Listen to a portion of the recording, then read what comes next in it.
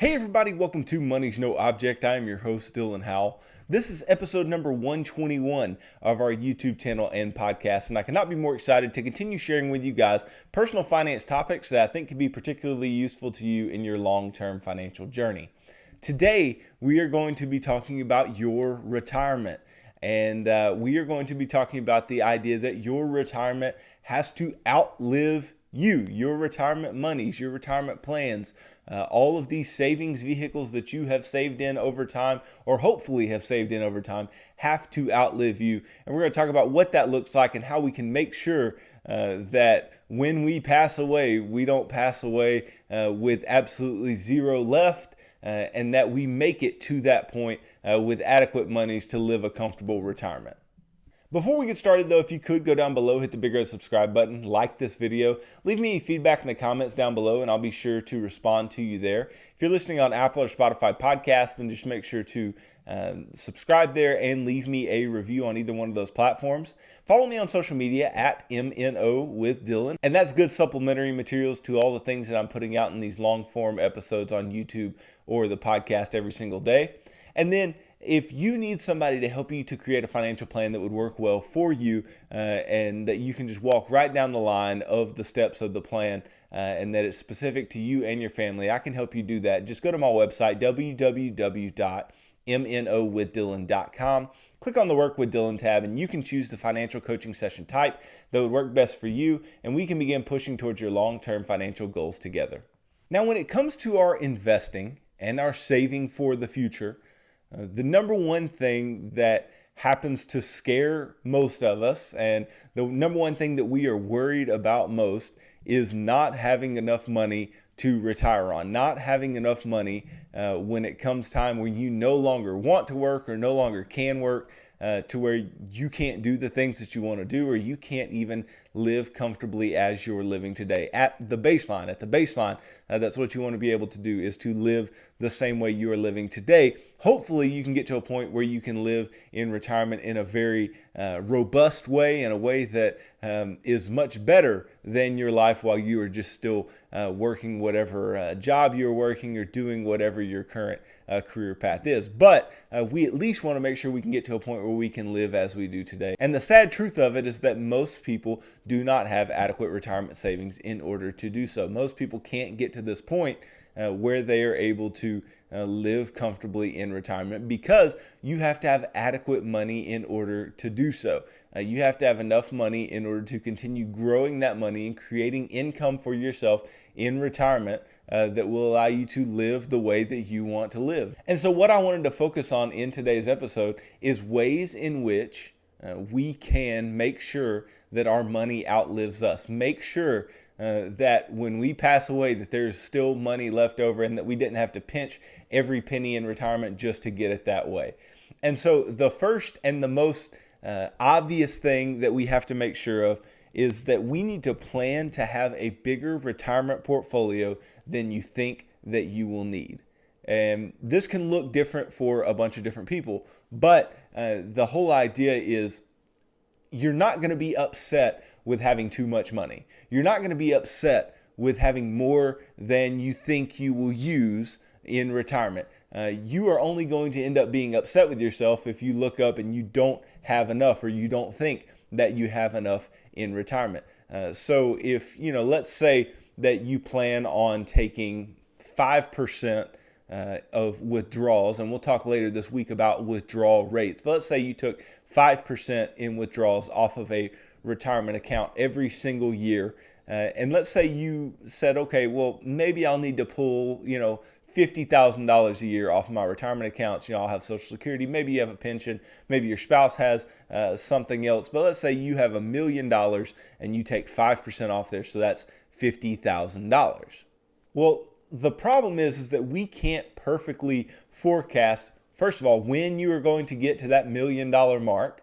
And then secondly, we can't perfectly forecast what the market is going to do once you get to that $1 million mark. And you also cannot perfectly forecast what your retirement expenses are going to end up being. And so if you think today that, hey, I'm going to need $50,000 a year, and I think I can make 5% on $1 million every single year and just pull that $50,000 off, then that's a good plan. But we shouldn't just plan for, hey, let me just get to 1 million and that's what I need to get to. No, your plan should be, let me get to 2, 3, 4 million.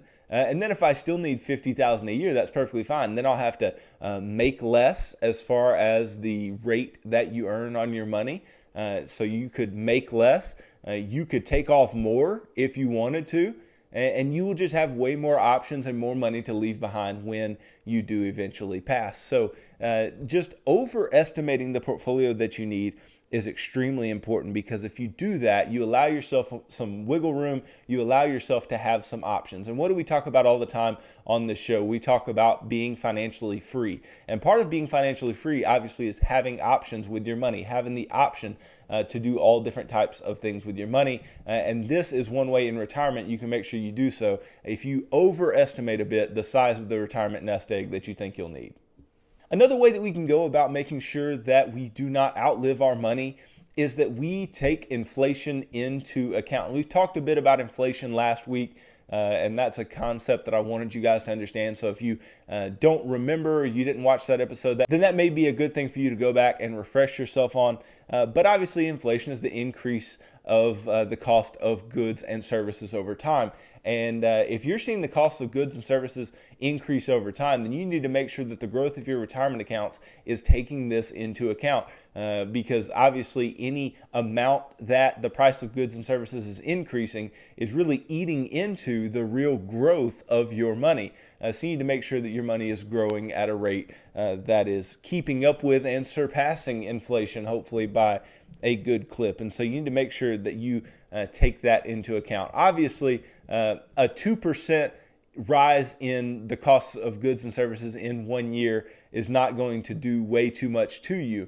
But if you get, that 2% every single year and it compounds, and we've talked about compounding money over time, then the price of goods and services will increase by quite a bit. And you can just look online, just see what the prices of things have been over time, and you'll see that it is necessary to take this into account when you are determining how much money you think you'll need in retirement. Because I promise you, especially the younger you are, the amount of money that you think you'll need in retirement, you could very well be underestimating that. You could be underestimating it based on what today's costs of goods and services are. And if you are doing that, then you need to make sure that you leave some space for inflation. And if there is any type of substantial inflation, that you save enough money and make sure that you're invested in the types of things that allow you to hedge against inflation and grow with inflation, such as stocks. Then you will need to make sure that you take those things into account. And if you do, then you should be perfectly fine. But it's something that you need to keep in the forefront of your mind in order to make sure that your retirement monies do not end up going away before you do. And this kind of brings me to my next point. My next point is, don't go so equity light. Don't go so stock light. And what do I mean here? Well, what I mean is, don't get too conservative too soon. Individuals are living longer and longer, and the lifespan for most individuals, people aren't dying until, in some cases, their 80s or 90s. And so we need to make sure that we can plan for retirement for that long. Something that they teach all the time for retirement planners and financial planners is to make sure that you can reach all the way at least to age 99. And that is an extremely good idea. You need to make sure that at least your retirement money can last that long, if not longer, because you may be blessed enough to live past age 99. But the whole idea here is that we don't need to get too conservative too soon. Because a lot of people, they get into their 40s, they get into their 50s, they've been saving for retirement for a while, or maybe they're even just starting saving for retirement. And some of their allocation is being held in things like cash and intermediate term bonds or short term bonds or things of the like. And the real truth of it all is that those individuals may have 15, 20 years until they are even going to retire. And then past that, they may end up living until age 99. They may end up living 34 years past age 65, or you know what I mean? So they have to be prepared to make their money last that long. And when you have a very conservative allocation of your money, then you can end up in a place where your money isn't growing enough in order to allow you to spread your money out that long. And you have to remember that not only are we fighting inflation while we are growing our money into retirement, we are fighting inflation while we are in retirement. We have to make sure that our money will last. And so keeping a more quote unquote aggressive allocation for longer, keeping an equity or a stock allocation for longer in our portfolio can do us a lot of good because we will be able to grow our money at a higher clip and make sure that things like having the largest portfolio that we can have, or having a big enough portfolio of money to pull from is possible when we are in retirement, and it can last us all the way until we pass away. Now, another thing that we have to take into account when we are talking about making our money last and making sure that we have enough money for the future and that our retirement savings do not outlive us is taxes. Because taxes are a reality for all of us. We have to understand what the tax implications of the monies that we've saved are. And one of the ways that you can make sure that the money that you have saved is going to be the money that you actually get to put your hands on when you are retired is to invest in tax-free vehicles and things like the Roth IRA or the Roth 401k. And I know for some of you, your income may be above the limits for the Roth IRA, and that's perfectly fine. If your work offers a Roth 401k, then you can take advantage of that. There is no limitation as far as income goes. And so if you can contribute to these types of vehicles, then you need to be doing so regardless of where you are in your life right now, because what you can do is you can set yourself up to having tax-free income in the future, not having to pay taxes out of the money that you have. Because let's just go back to that previous example that I had. If you had $1 million nest egg and you were pulling 5% off per year, and that's $50,000. Well, if you're taking that from a Roth IRA or what was in a Roth 401k or 403b, you take that money out and guess what? You have $50,000 and you will get to keep the entire $50,000. But let's say that money were in a traditional 401k or traditional 403b or traditional IRA. Well, those monies are pre-tax money. Any money that you put into a traditional IRA or 401k or whatever it may be has not been taxed yet. And so any type of money that you have in there, when you take it out, there are going to be tax implications to taking that money out. So let's say you took out $50,000.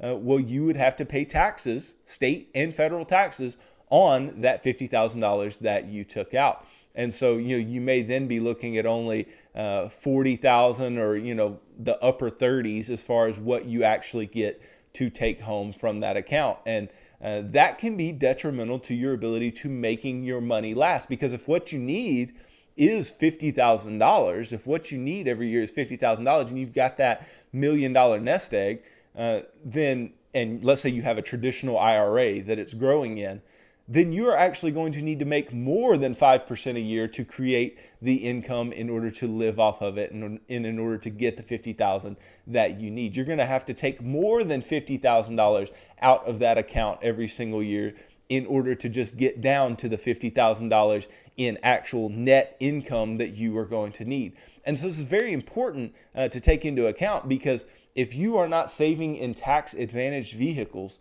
such as the Roth IRA, Roth 401k, and obviously the traditional options are also tax advantaged because things grow tax deferred. The money grows tax deferred, and when you put the money in, you get the tax benefit there. But on the back end, you're actually hurt. So you need to make sure that as you're going into retirement, you understand the tax implications of the money that you have. And understand that if you do have pre-tax money, you're actually going to have to pay taxes on any of that money. Therefore, you are going to need to take out more than what you actually need every single year. But if you have the Roth IRA, Roth 401k, 403b, those Roth options, then you'll be able to take that money off tax-free, therefore requiring less in the way of returns and requiring taking less money off of that retirement account every single year. And so keeping that in mind, and as you are pushing towards retirement, keep Roth in mind. And if you can take advantage of it, definitely take advantage of it. And you will not be sorry, because the less taxes we can pay on the back end, the less costly it is to get our money on the back end, then the longer we can make our retirement monies last. Another way that we can go about making our retirement monies last is to make sure that we are debt free. And this is no surprise that I preach to you being debt free, because I say this all the time. I talk about the importance of being debt free all of the time. But when you are leading up into retirement and you're pushing towards retirement, something that you need to keep in mind is anything that you are going to have to pay on in retirement is just extra income that you are going to have to create in retirement. It is non-negotiable income that you must create going into retirement. Well, in order to make our retirement monies last as long as possible, then we need to have as little in the way of mandatory expenses and mandatory bills that we must pay as possible. That way we can make our retirement savings last longer, one, and we can also not force ourselves into a position where we have to have more in the way of retirement savings just to keep paying on certain debts. And so obviously when you're leading up into retirement, do not have credit card debt, because the interest rates on those types of things, we've talked about this many times, that is just not conducive to long-term wealth building and winning with money. Do not have your student loans still sticking around. Get those things paid off. Don't have car payments. Pay for cars in cash. And I've talked about this in episodes previously. And then one of the biggest things that you can do for yourself, and it's part of the financial action plan, and obviously it's after the part of paying off all consumer debt. But one of the biggest things you can do for yourself leading up to retirement is having your home paid off. And why is this? Because typically your home is your largest expense. Your home is the biggest expense that you pay on month after month. And it is a big debt that you pay on month after month. But if you actually own your house, you don't have to worry about paying that money out in that large expense every single month.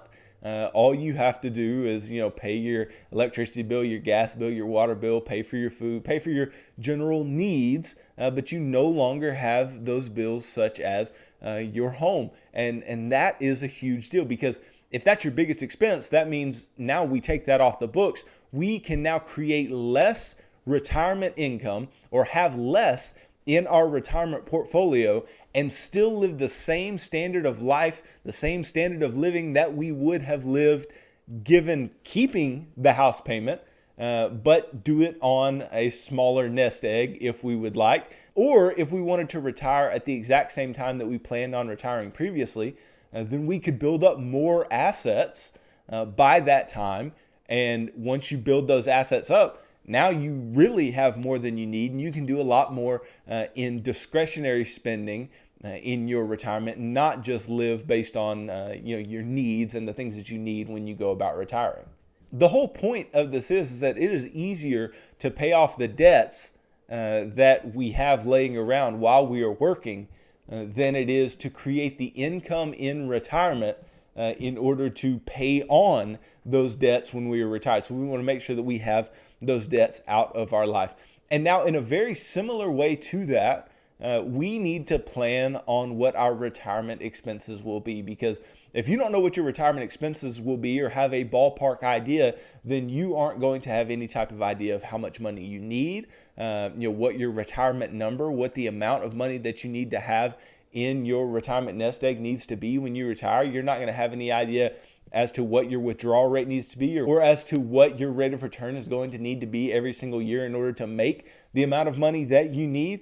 And so you really need to plan out your expenses. Plan out, okay, where do we plan on living? What will be our monthly costs? What are the things we're going to do? What are the things that are going to be a normal part, a normal rhythm of our lives, and have that planned out. And if you can have that planned out, in the same way that I talk about, you always need to make a budget. You need to make a budget for the retirement. And if you can make that budget and still live on a budget. And your budget may be much tighter or much looser in retirement than it was when you were working. But either way, you still need to be making a budget, telling your money where to go. And if you tell your money where to go, then you are far less likely to outlive what you have than if you were just to go about it, blind and all willy-nilly and not really understanding where your money is coming from, how much you're making, all of these types of things. So have a plan. And if you have a good plan, then you will be better equipped for your money to outlive you and for you to not outlive your money. Now, another way that we can make sure that our retirement monies outlive us and that we don't outlive them is, and this is a little more nuanced and a little more indirect, but it'll make a lot of sense. We need to set our children up for success. You may say, well, what do my kids and their success have to do with my retirement monies? Well, if your children are constantly needing money from you, then that is going to be a drain on what you have. If your children are not self-sufficient, and if they live in your house for a long period of time, there's going to be a drain on what you have or what you are able to save and invest. If they don't have their college paid for, you haven't paid for their college in a way where, you've saved up the money, you've invested the money over time and prepared for that. And let's say you have to cash flow their college. Well, that is going to be a big expense for you and an amount of money that you are not able to save or invest for the future, money that you're not able to use for yourself. Or, if you have children that, just are very dependent on you for all types of things, then it is constantly going to be a drain on your money. It is going to be a drain on what you have. And the more of a drain that you have on your money, then you're not going to be able to use that money for things like your retirement. So if you can set your kids up to be financially successful, if you can set your kids up to be independent in the way that they live and work, and I'm not saying don't help your kids out, I'm just saying create this culture in your family, create this atmosphere in your family of like, hey, I'm going to teach you how to do things correctly. That way you can go out and do well for yourself. If you need me, I'm here. But they can go out and do things on their own without having to rely on you and your money to be there when they fall. Now, another way that you can make sure that your retirement accounts, your retirement monies do not go away before you do is to work in some way, shape, or form while you are retired. So just because you retire from a job doesn't necessarily mean that you never work again or that you never do anything for money again. Because, it may benefit you to work doing something you enjoy part-time or doing something that you enjoy full-time. And if that's what you would like to do and that's a way that you can supplement your retirement, then go right ahead. And that will just be less money that you have to take off of your retirement accounts over time. And the less money that you're having to take off of retirement accounts, then the more money that you're going to be left with and the longer that money is going to end up lasting. And so if you have something, either, maybe it's a side hustle, maybe it's something that you have always wanted to do by yourself. You want to start a small business for yourself and do things and make some money for yourself. Or maybe there's a specific job that you could go and take and it would be not a lot of stress on you and it would allow you to have some flexibility and still be retired, but go and do some work on your own and something that would actually make you some money to supplement your retirement life, then by all means, definitely go and do that. And it will allow you to stretch your retirement monies further and further along. Also, when you are leading up to retirement or while you are retired, in order to allow your money to outlive you, what you need to do is make sure that you have certain buckets for your money. Now, what do I mean by certain buckets for your money? You need to have buckets of money for different purposes. That way you can stay organized and understand what money is going where and what you are going to use these different buckets for. Obviously, we still need to have an emergency fund. We always need to have an emergency fund set aside in a money market account or a savings account. That way, if something were to arise, we can quickly get our hands on that money and pay whatever it is in cash and not have to go into debt for whatever it is. So there still needs to be that bucket of the emergency fund. But then within your retirement savings, within your IRAs, 401ks, investment accounts, all these different types of things, what you need to make sure that you have is you need to have a bucket of money that is a growth bucket. You need to make sure that you have money there that is going to grow over time. And obviously you want all of your money to be growing, but that money can maybe be your higher equity allocation money. Maybe it is, a bit more aggressively allocated than anything else that you have. But then you also need to make sure that you have money that can quickly be turned into cash, or that is less aggressively allocated. That way that money is more stable. That money is going to be there. You're going to have money there to pull off of. Now, obviously, the need for this to occur is going to be more and more depending on the amount of money that you have. So, for instance, if you don't have much money to retire on at all, and maybe you are forced to earn a higher amount on your money in order to just live the way that you want to live in retirement, then maybe you can't do this, right? Because the allocation that you are going to have to keep might be, very aggressive across all buckets. And so maybe you can't do it in this way. And I don't necessarily suggest that being the case, but maybe you're in a way or in a position that you have to do that. And then let's say you have a lot of money, tens of millions of dollars maybe, in order to retire. If you have that amount of money laying around, then you may not need to have as much money in an aggressively allocated portfolio at all. You may have so much more in cash that you don't really have to worry so much about these buckets, but it still may be a good idea for you. But what this is going to do for the majority of people who have enough money that they can take the amount in their withdrawal rate that they need to take off every single year, what this is going to do, what this is going to allow them to do is to understand where their money is, be able to get their hands on the money that they need, and yet still allow their money to grow over time. I am not somebody who likes to take a super conservative view of what your allocation should be in your investments in retirement, but some people are, and that's important to understand. That's important to keep in mind when you are making sure that you have enough money for your retirement life. So when it really comes down to it, what you need to do in your retirement accounts, or what you need to do in saving and investing for retirement, is to build up as much as you can. Now, I'm not saying put every last dollar into retirement savings, but you should definitely be always making sure that you are allocating your money in the correct way and putting money into these retirement plans systematically over time to grow the amount of your nest egg. And have a plan. Plan today. Understand, if I put this much money in per month at this rate of return, this is how much I'll have in the future. Because if you can guess, if you can estimate what you're going to have in the future, then you will be better equipped to understand how what you do today will impact what you do in the future. And so that's really the last thing that I have for you, is make sure that you have a plan. Make sure that you understand how much to save and invest every month.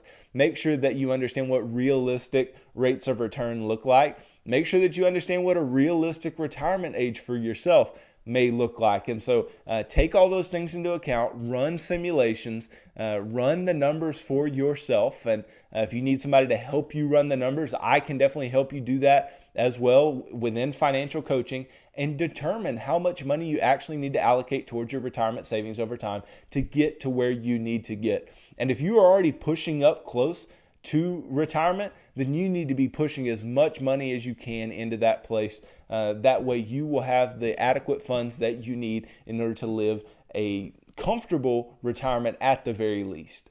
So when it really comes down to it, what I want to make sure that you guys understand is that I just want you to have the best retirement that you can have. I want you to have something to show for your years of hard work and for your years of building up assets, and for your years of putting in work at a job or building a business or whatever you did for 30, 40, 50 years of your life. And so I want you to have something to show for that. I want you to be proud of something that you've actually been able to do for yourself and your family. And so I want to help you get there. I want to help you to get to the point where you can retire with dignity. And the best way to make sure that you do that is to make sure that you have enough money to where your money can outlive you and not the other way around. So thanks for tuning into this episode. If you could, go down below, hit the big red subscribe button, like this video, leave me any feedback in the comments down below if you haven't done so already, and I'll be sure to respond to you there. If you're listening on Apple or Spotify podcast, then make sure to subscribe and leave me a review on either one of those platforms. Follow me on social media at MNO with Dylan, and that's good supplemental materials to all the things that I'm putting out in these long form episodes on YouTube or the podcast every single day. And then if you need somebody to help you to create a financial plan that would work best for you and your family, and you need somebody to help you stay accountable to that plan, I can help you do that. Just go to my website, www.mnowithdylan.com. Click on the Work with Dylan tab, and you can choose the financial coaching session type that would work best for you, and we can begin pushing towards your long-term financial goals together. So tune in tomorrow as I talk about the determinants of how much money you will have in retirement, and how you have control of some of these determinants and other determinants you don't have as much control, and how you can make sure you still get to where you need to be based on these things. So thanks for tuning in to this episode of Money's No Object. I'm your host, Dylan Howell. God bless.